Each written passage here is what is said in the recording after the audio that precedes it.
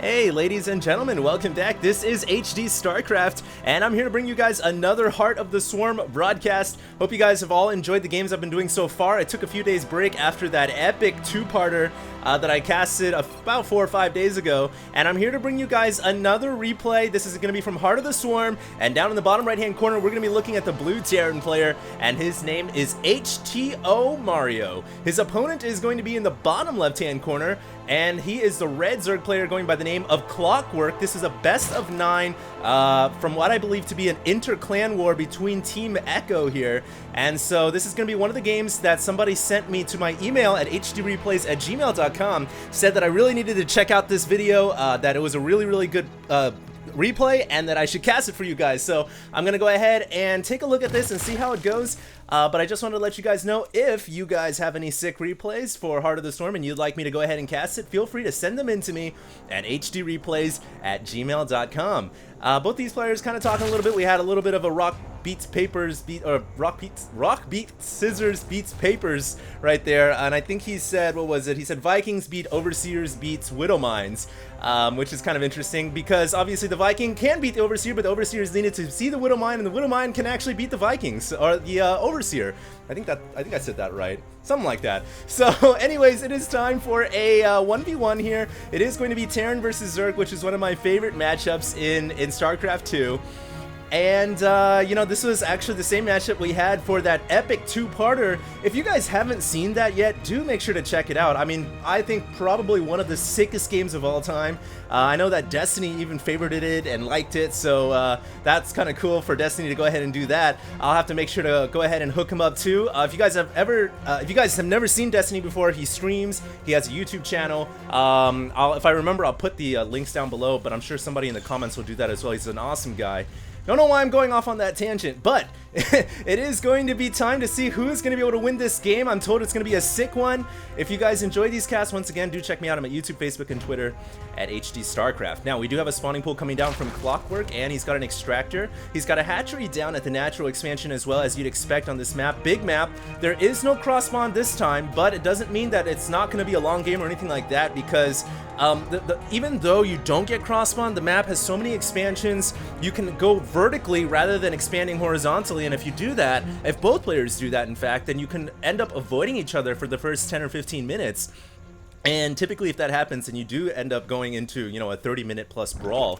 The SCV has made its way over. He's actually going to build a bunker right before the hatchery finishes, so he was able to get the foundations down, you know, fill the concrete, put the support beams in before the creep was able to impede it. And now the Zerg is going to have to bring out some Zerglings in order to deal with that, or some Queens. He's got to get rid of this SCV before it finishes the bunker, because if it finishes, the Reaper is on the way.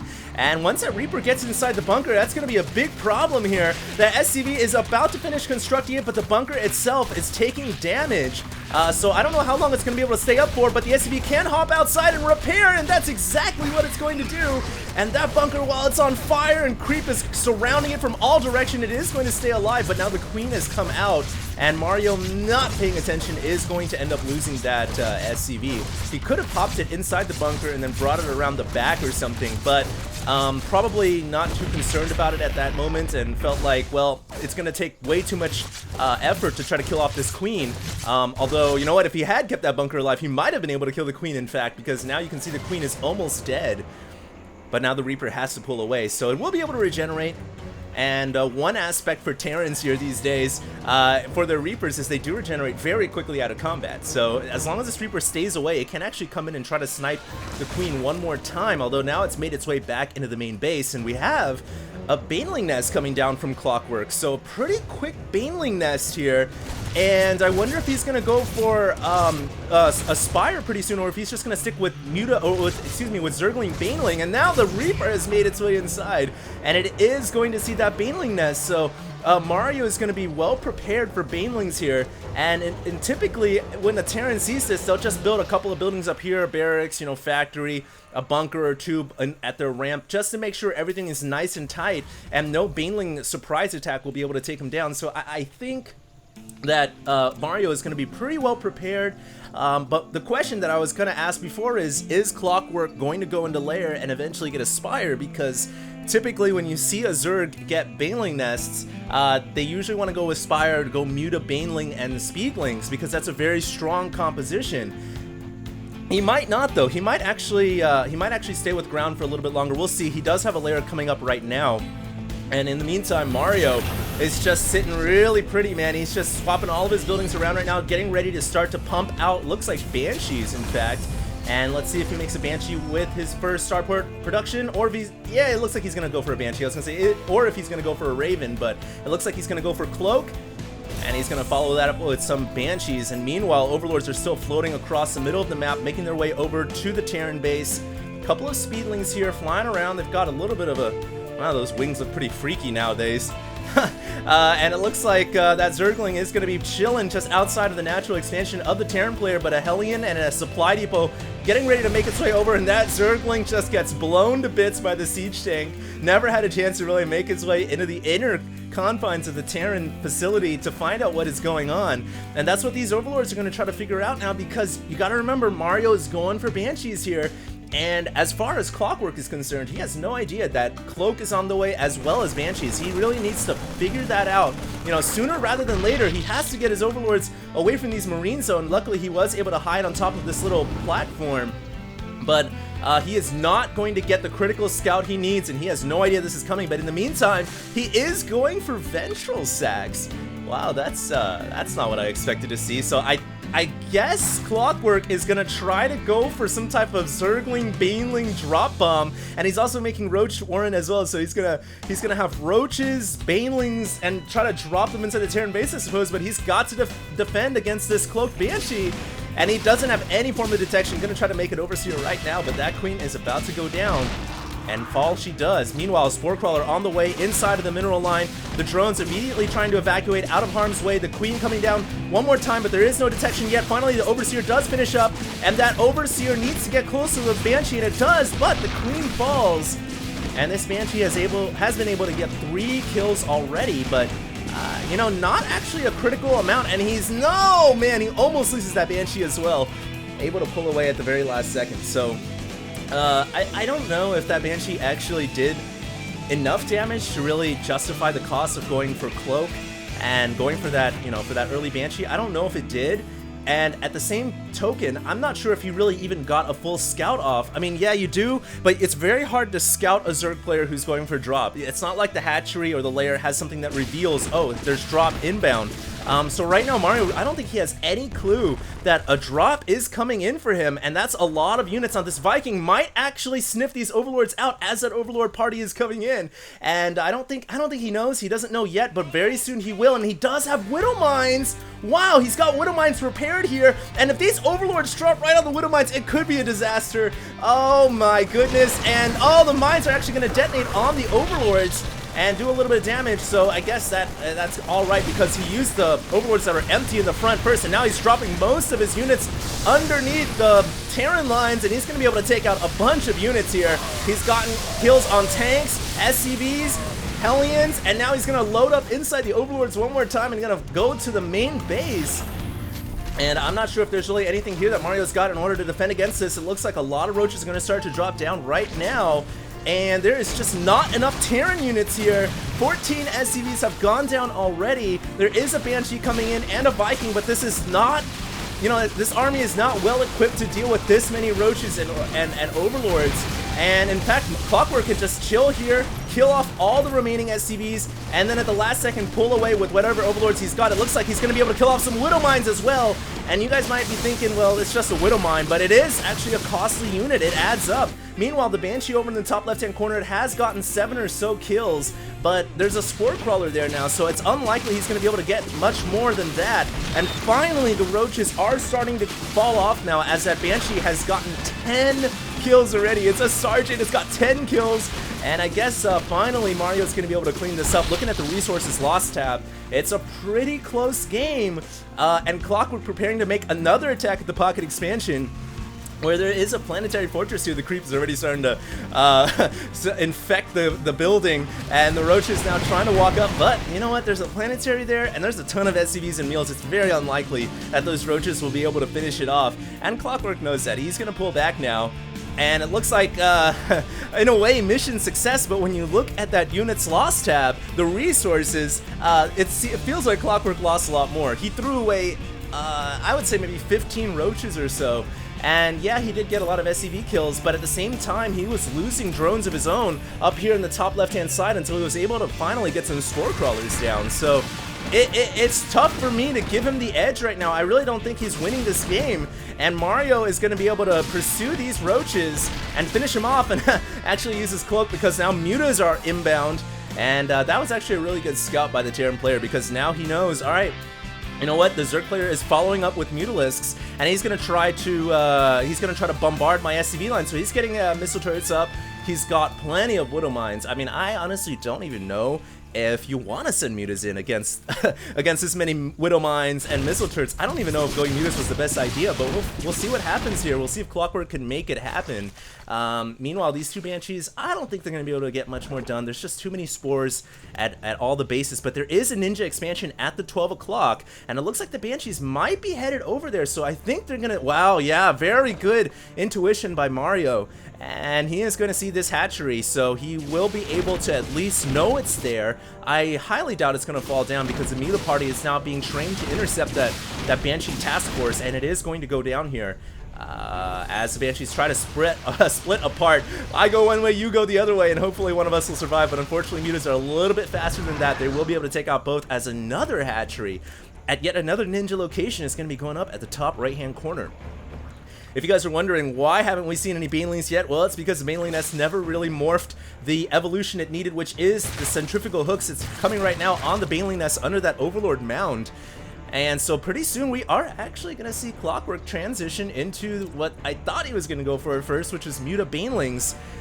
And we'll see if that is going to be effective. The Terran actually has a pretty strong army here, all metal, Widow Mines, Hellbats, and of course some Thors. His upgrades are not actually non-existent right now, but he just actually finished Vehicle +1, so he is starting to get upgrades of his own, but now he is pushing out. This is a scary army, man, and if he can get the Widow Mines to detonate on this Mutalisk army, and maybe even a Seeker Missile, I'm not sure if these mutas will be able to survive, and you can see here ClockWork is trying to Muta Micro against Widow Mines. Now, the Widow Mines have research Drilling Claws, which allows them to go underground in 1 second rather than 3, and so that allows them to get underground and keep the Mutalisks away. If they did not have Drilling Claws right now, the mutas would be able to snipe them apart, but now here comes the Zerglings and the Banelings. That is a ton of Zerg units. They will get this around. There is a Seeker Missile. The Seeker Missile detonates, doing a ton of damage. Widow Mines also taking their part of the Mutalisks chunk by chunk, but it looks like enough of them survive. And no, the reinforcements here are being trained to that center of the map, and that's where the Mutalisks are ready and waiting.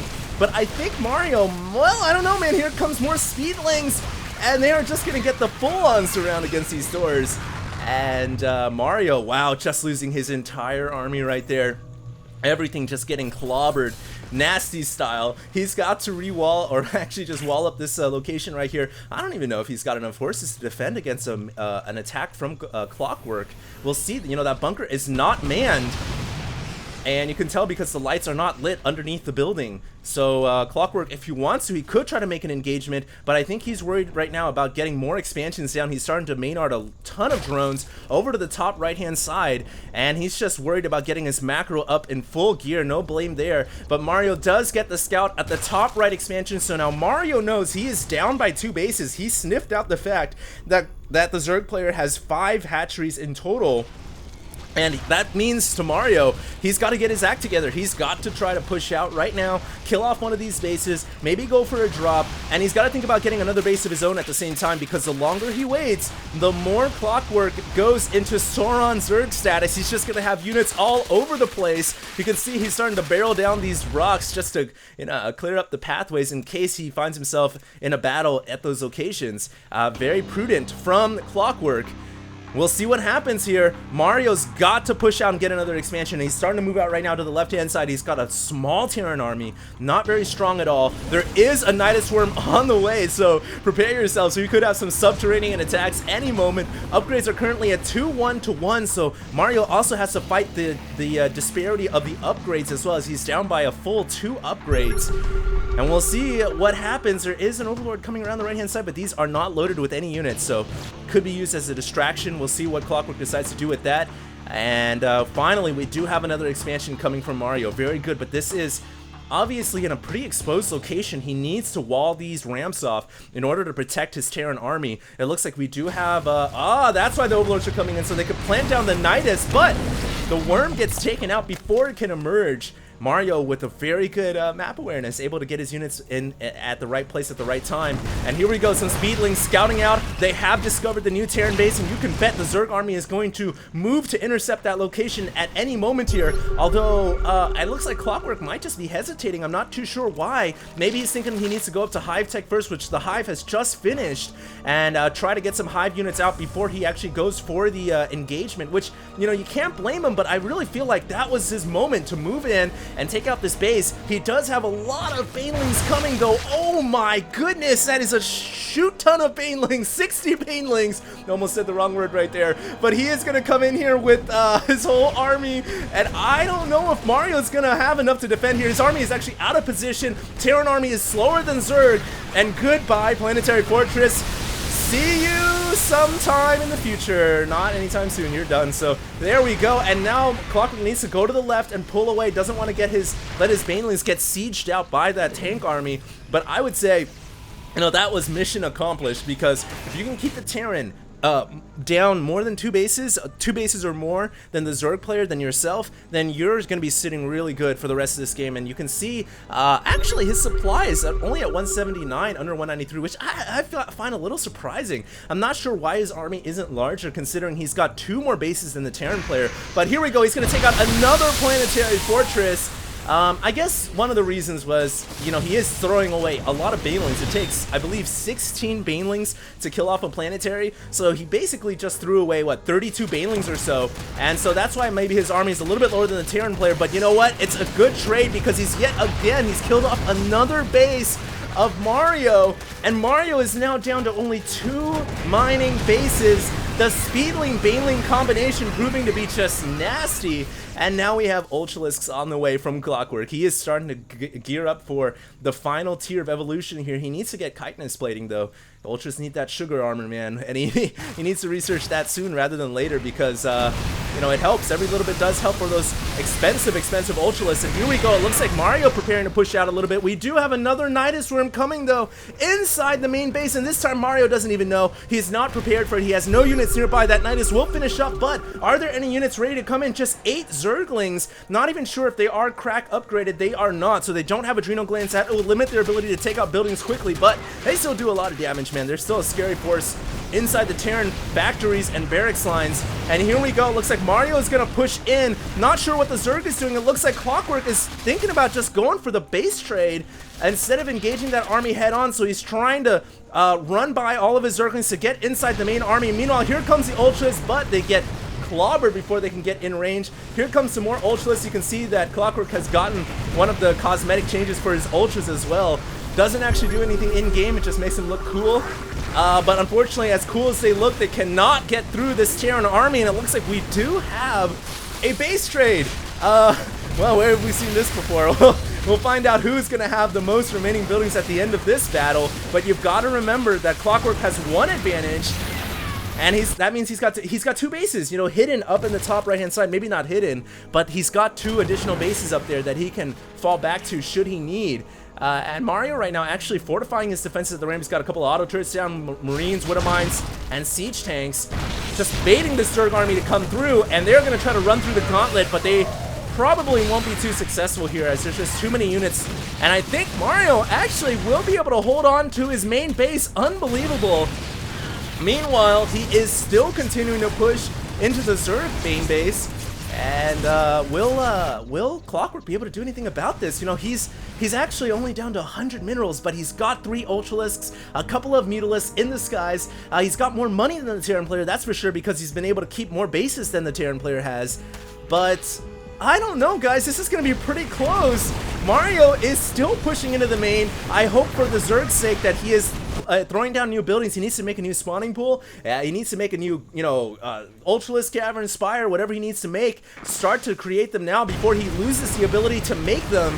And he has to start all over from the first building, which is, a spawning pool.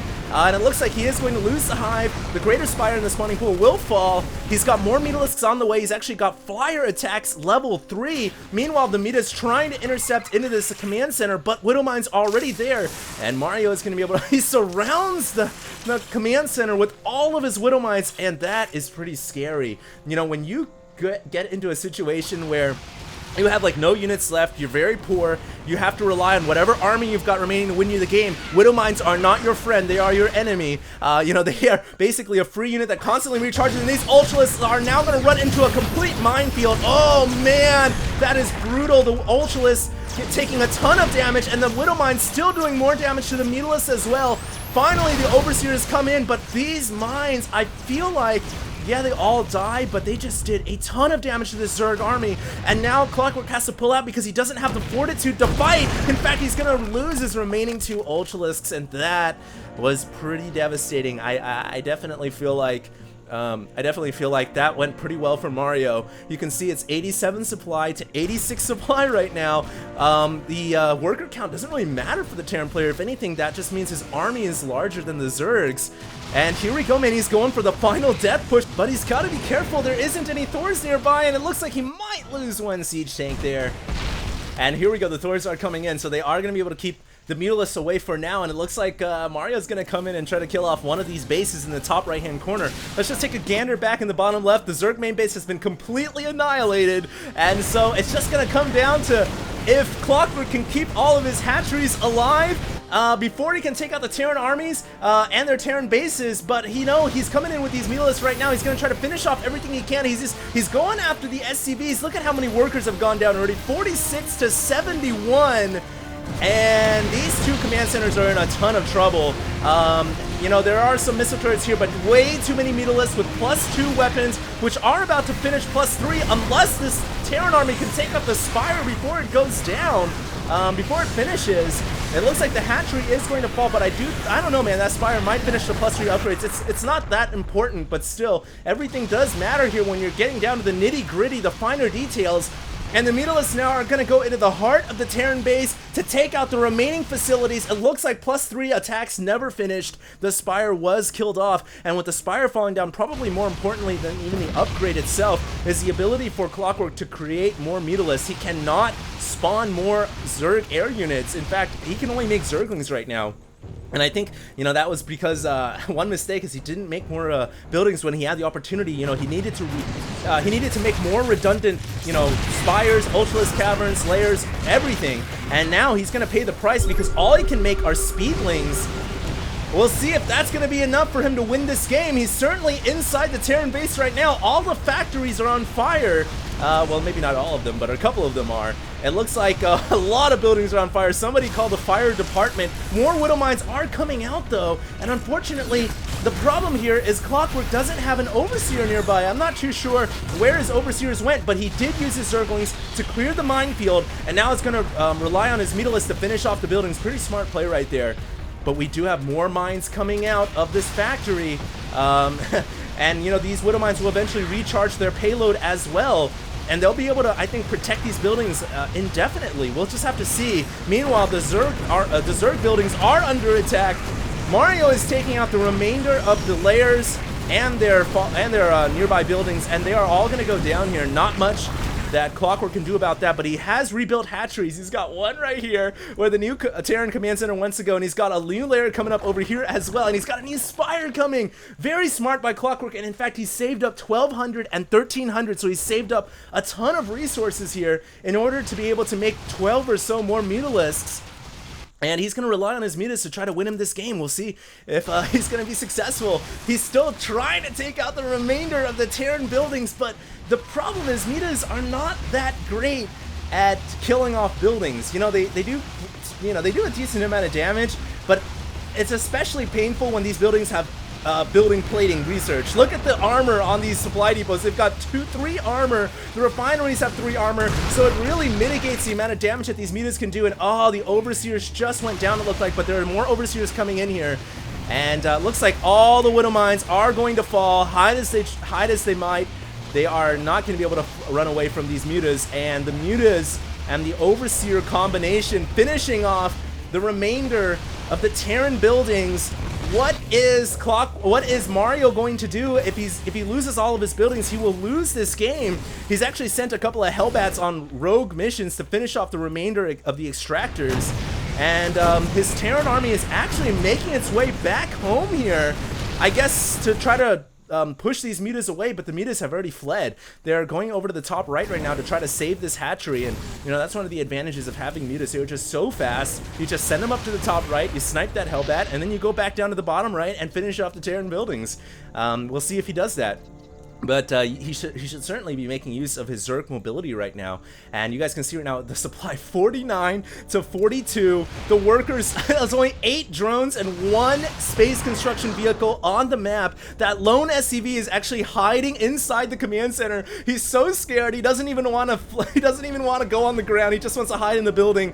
And the rest of the Terran army is coming to intercept to try to protect this command center. And you know, with that many Thors, there are 4 Thors there with +3 weapons. I don't know if these mutas are going to be able to win that fight, and wisely ClockWork decides, hey, if your army's going to go to the middle of the map, I'll just go down to the bottom right and finish off your factories and your starports. Meanwhile though, Mario says the same thing. He says, alright then, I'm going to go kill your hatchery at the top right hand corner. But the thing is, ClockWork still has an actual base that is mining right here at the pocket expansion. And he's got a new spawning pool coming, along with, you know, that spire that just finished up. And he did spend a decent amount of his money to make more mutas, but he also had to spend some of his money to make overseers as well. So that kind of ate into his meta count. But let's just look at the units right now. He's got 16 mutalisks, and oh no, that siege tank going to the lone corner by itself, not good. Every unit Mario can save, he needs to. But let's see the count: 16 mutas versus 4 or so Thors and 5 tanks. 1 Thor is gonna go down, but oh, the mutas clump up, which is an absolute disaster. And ClockWork oh no, he clumped up his mutas and he just got obliterated by the Thor army. Complete error right there, total blunder. And I think that might end up costing him the game. Siege tank over to the right-hand side is going to be able to finish off the remainder of the drones at that hatchery. 1 tank over here as well, but 3 mutas are there. And I don't know, man, I think ClockWork might have just cost himself this game. Of course, the thing is, Mario still doesn't know about the actual mining base here. So maybe ClockWork can make more mutas and try to intercept that Thor army. We'll just have to wait and see. And oh no, he loses another mutalisk, another overseer. And we're getting down to the final last few remaining hatcheries. Note that Mario has not produced a new unit at all. He is bone dry right now. He can't make anything. He's got 1 SCV inside a command center, should he choose to land that down and start to rebuild and remacro. But short of that, he's pretty low right now. These 3 mutas, 4 mutas, or whatever, trying to take out the Thor, but the Thor with +3 weapons says, get out of here. And now, I think ClockWork I think he might have to surrender, man. He's only got 4 mutalisks, and he's not really making, I don't know, he's trying to make drones right now. He's trying to harvest and make more mutas, but the problem is he's fighting up against 3 Thors. I feel like against 3 Thors, you need probably around 9 to 10 mutalisks to take them out.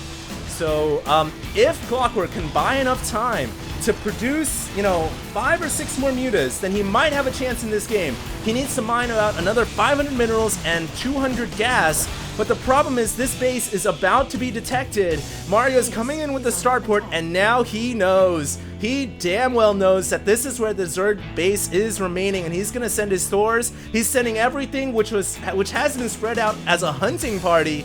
to reconverge at this pocket expansion, and everything is coming down right now, and ClockWork is now sending all of his units down there as well in order to defend his last remaining base. This is gonna go down to the wire, but I really feel like ClockWork might have enough to take this victory. We'll have to see. There are some Zerglings here, and the Zerglings, they do have, let's see, they don't have adrenal glands yet, but they do have 2/2, so they're pretty strong. Maybe the Zerglings will be able to win. The drones and the queens all coming off the line. It's fight for the survival for ClockWork, and I think he will be able to pull it off. Unbelievable, using his drones and his Zerglings and his Mutalisks, and he will make a hold. And Mario with the having to GG right there, forcibly GG'd out of this game. Oh man, that was a pretty epic conclusion right there. 41-minute game, and ClockWork using everything he had left in the tank, the drones, the mutas, the Zerglings, just going for the full-on surround, and he was able to get the GG right there. I hope you guys enjoyed this cast. If you did, make sure to subscribe at YouTube, Facebook, and Twitter. Send me some more sick replays at HDreplays@gmail.com. But for now, wow, that was an amazing game. I'll have another one coming up for you guys today, and I'll see you guys later. This is HD. Oh, by the way, happy April Fool's Day. I didn't really have a trick to pull off for you guys, but I heard the Warhound is coming back, so that's kind of interesting. But anyways, I'll see you guys in the next video. This is, of course, your broadcaster, HD Starcraft, and I am signing out.